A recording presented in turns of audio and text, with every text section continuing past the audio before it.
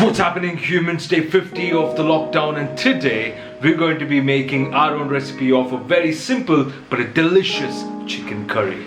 Let's go.